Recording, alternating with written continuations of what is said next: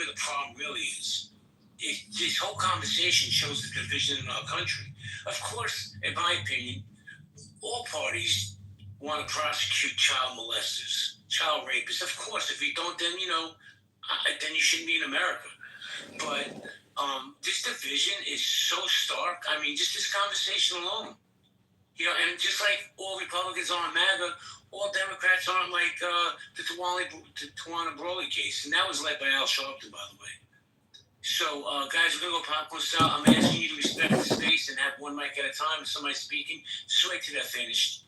Okay, guys.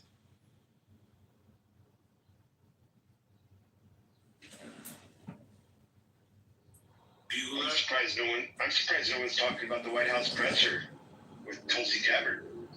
Calling it all out. The Steele dossier, all of it. All lies. Yeah, but Sean, all fake. It's coming out now that she didn't release the entire file on that. She released enough to make Obama look bad. Now, look, I'm not an Obama apologist. But when you just release bits and pieces to give, to satiate people's appetite, that's not cool. Because, listen, I don't care what side of the aisle you're on. To call Obama a traitor, it's ridiculous. I think that's the primary problem, JP. I think you're absolutely accurate on that. And that's the primary problem. We're talking about Epstein. We're talking about files being released. Talking about the half answers coming out of the White House, no matter who's the commander in chief. I think that's accurate. I read all 144 pages of the release.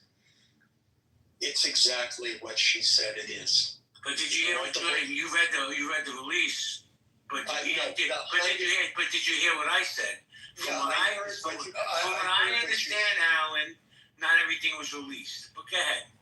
Yeah, well, yes, I understand that, and I understand your skepticism. I was skeptic as well.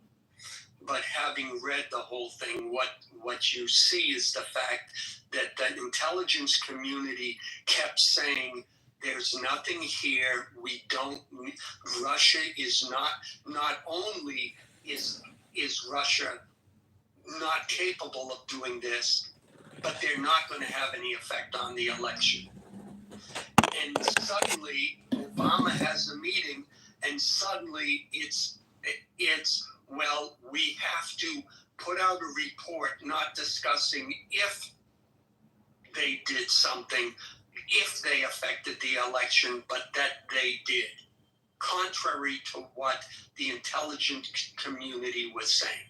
And so the good little minions came out and said, okay, I guess this is what our president wants. And that's the report that came out. And that's the narrative that was used to undermine the presidency. The question is, if you have all of your intelligence community, except for James Comey, and we know why he objected to the reports, after his own FBI said there's nothing there. Wait, Alan, hold on, respectfully, man. Yeah, sure. And this is a point that's been brought up 1,000 times in just this space alone. What does that have to do with Trump and Epstein? That's the deflection that Republicans do. Well, no. Everything, but let's get off Trump and Epstein. Let's talk about Obama. Let's talk about James Comey. Let's talk about Hillary.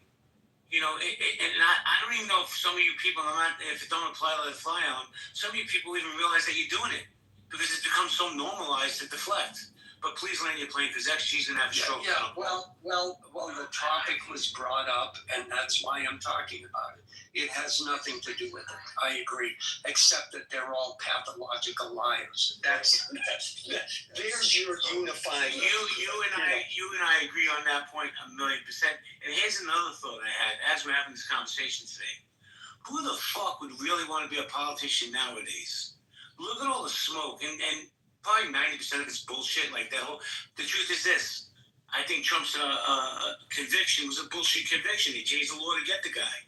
But people don't want to talk about that. They rather say it's Donald Trump, so he's automatically guilty. I don't drink that Kool-Aid. But let me go to XG and then Isaac. Come on, I'll get XG. Yeah, I just think it's hilarious that Alan just tried to define the Intelligence Committee as some type of slam dunk against us when Trump literally just did that shit in the whole Iran situation and completely said, "No, my intelligence community is wrong. No, then they're wrong. If that's what they said, then they're wrong." Like, well, what are we talking about? I'm not sure how defying their intelligence community, as if that's literally not what your little god just did a couple months ago. Thank you, XG. Good afternoon, Isaac. How you doing? Isaac, are you there? All right, guys, we're going to go popcorn style. If you want to speak, grab the mic. Disrespect the speakers. I'm confused. What was Charlie ignoring on the intelligence communities? Because I do believe that they did have a sit down in the summit, and he disagreed with their proposals, which every president will get a proposal from a plethora of entities, Joint Chiefs, etc., and he gets an actual choice to make that determination, and he consults a lot of people. So I'm confused. How did he defy the intelligence agencies? Because last I checked, he didn't report to the intelligence agencies. Yeah, sure. So it was when he rejected their full-on reports and pronounced that the program from the American strikes and the 3 sites that we had, that they were completely and fully obliterated. But he rejected the reports that the intelligence community had put out and what they had analyzed and what they had announced during that point, completely going against the grain of what they had said. So you have access to the report. You don't, I don't, nobody does, and we actually don't. And the only way that information was leaked out, when you actually follow that rabbit hole down, it says anonymous source, and it was quoted by CNN, I believe, that said, "Hey, anonymous source at the White House or at the intelligence agency tells us," which leads me to believe that probably not, because there wasn't a full press release. And I think there's a difference What I'm reading between is that a U.S. intelligence report suggests that Iran's nuclear program has been set back only a few months after the U.S. strikes and was not completely and fully obliterated, as President Donald Trump had said, according to two people familiar with the early assessment. It's coming from AP. So I'm not trying to use like a CNN or one of them little fucking like news shows or whatever. I'm just going off AP and Trump. Hold on a second. So XG, let's say it wasn't a success. Is this man supposed to come out and say, "Oh, we fucked up, it wasn't a success"? I don't give him smoke for that. And by the way, the Iranian government has come out and has said that I think 80 to 85% of their nuclear capability has been eliminated. But before I go to Brad and Alan, to the other mods, Jordan, Nye, Sid, are you guys there? Nye? Yeah. I gotta go. I have a real life. Okay, you guys want to keep it open? Yeah, thank you. All right, so I'm gonna go, guys. Play nice, and I'll see you later. Yeah, and I think there's a difference between disagreeing with the effectiveness of a military strike and purposely undermining the American confidence in the election process, which is precisely what Obama did. Which is precisely what Trump had done during 2020 when he refused Yeah, to say that. we did it first. What's good for the goose is good for the gander. Wait, if Obama did it first. If Obama did it, he's fucking wrong for doing so. Trump is wrong for doing so. The difference between the crimes that I would relate with Obama, I would throw away Clinton, I'll throw that.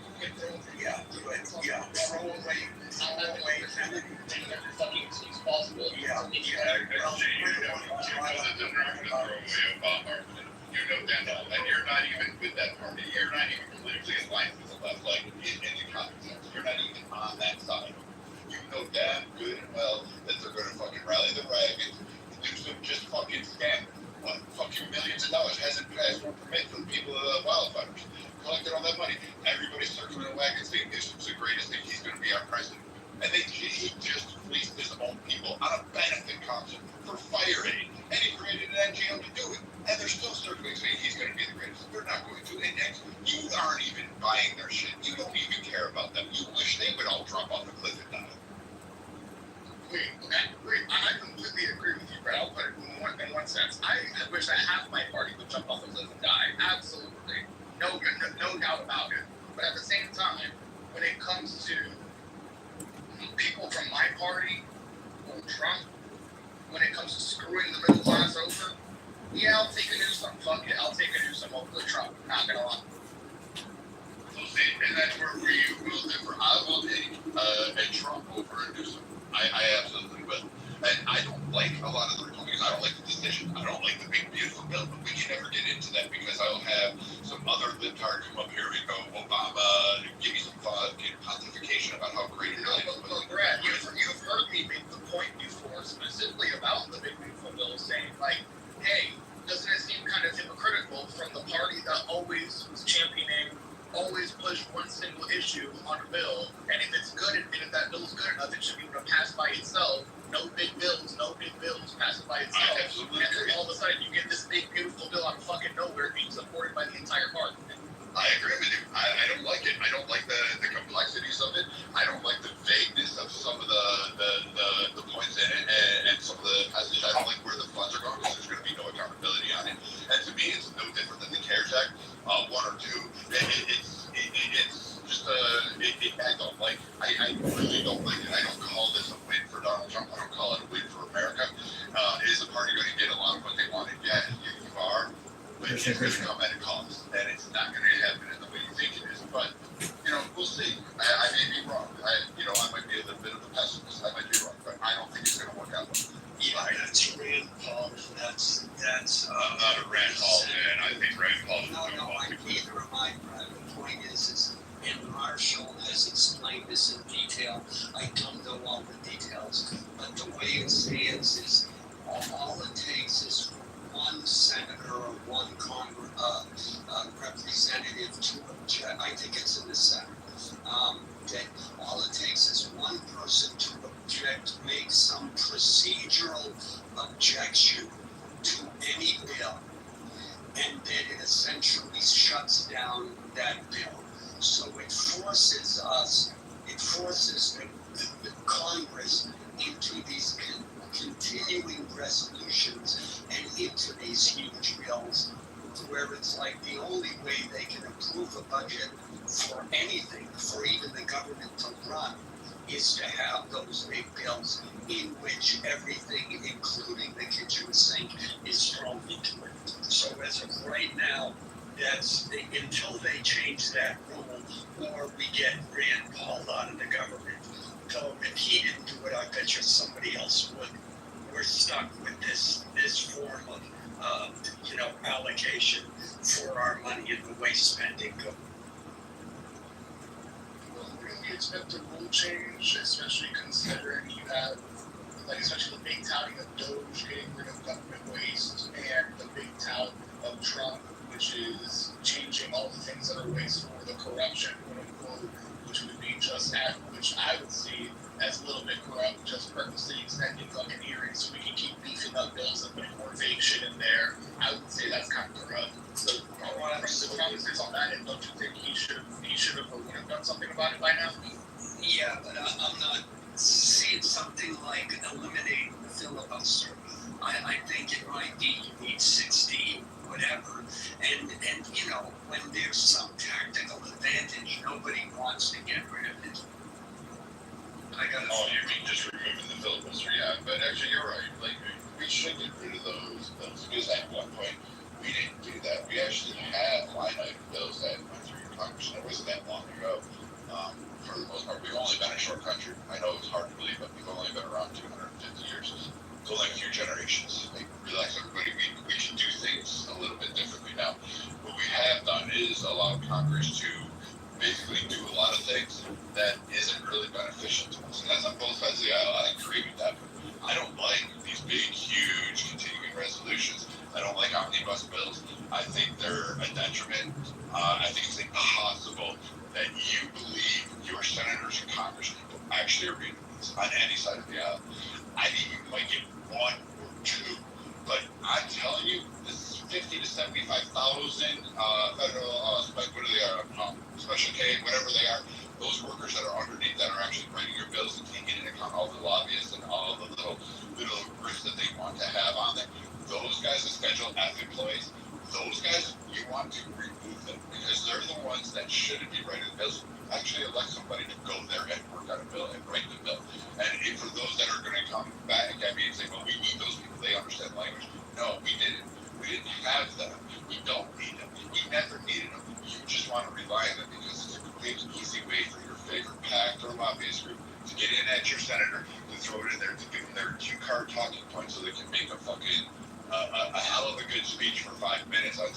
States at some point in time. Here's my question to you, Brad and Alan. Either one of you can answer. Brad, you know my economic position, but I'm pretty sure both of y'all are capitalists, right? Yes, but I'm a controlled capitalist. I believe in controls. I'm not a free capitalist, like a free market kind of guy. Okay. And you know I am not that way. If you're there, or is he still on the phone call? I have no idea. Alan? Okay, maybe he's still on the phone call and it's just not showing.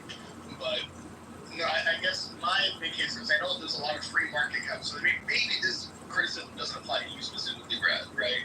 But would you say that there's a lot of people who do support Trump that are free market capitalists? Yeah, I would say that because they believe he's going to tout with his Bitcoin bill, which I think is going to backfire. I think a lot of people think it's going to backfire, and I think Trump is not a free market capitalist. He just wants controls of market. Okay, yeah, so I agree with the whole Bitcoin and tanking for sure. I agree, and I think another criticism we can get into in a little bit that I think is valid is Trump's very weird switch up of crypto and how he felt about it in the span of 3 years, completely changing up from 2021 all the way to 2024, 25. But one of the criticisms I had, especially towards the majority of the base that is free market capitalist, is how, and Roger made it the other day, what I think was amazing point, how you tell yourself to be a principled free market capitalist, yet you and the majority of the part base are paying for the tariffs and supporting them. It doesn't make sense to be a free market capitalist as opposed to a principle, and now also for insane protectionist tariffs at the same time. I don't think we have a problem with that. I'm actually for the tariffs. I think we should go back to that way, and I think we should also utilize the tariffs to lower our tax burdens in this country. A quick history lesson for those that don't know, that's how we used to fund our government, is through tariffs. It was only recently we changed it historically. But I mean, actually, I'm okay with tariffs, but again, I'm okay with a lot of things. I think we should have legislation against monopolies. I think a lot of companies currently that I can see, I think Amazon should be broken up. I'll be the first to say it. I don't want to take his wealth, but I think that if you have too much control in the space and you actually have too much legislative power through all 50 states and territories, that it prevents any competition from arising. Hey, that's one thing we can agree on. I agree. I want legislation to bring that up. I am not a free market guy. I want a free opportunity for everybody. It doesn't mean you get to control the entire industry. So you're in favor. So let me put it this way: you are a capitalist, but you are in favor of regulation that increases opportunity for others to compete. Correct. I'm also in massive favor for regulations like for PG&E. I want more regulations on PG&E and electrical companies nationwide. Why? Because PG&E recently, 5 years ago, got their profits protected by a small state legislation push to make sure their profits were there. But they were causing massive wildfires, just as an electrical company out west. I don't think they should be entitled to have that protection.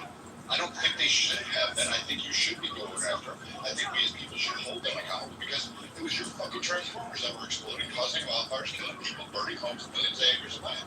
And I don't want companies destroying this earth. I don't want polluters. I don't want people dumping nuclear waste. I think free markets cannot account for how to control the vast genocide and destruction that will occur if we just lift off all these and just allow the free market to exist. It won't balance out because we already see what these companies do. Dunlop anybody, DuPont, fuck, we had all those disasters.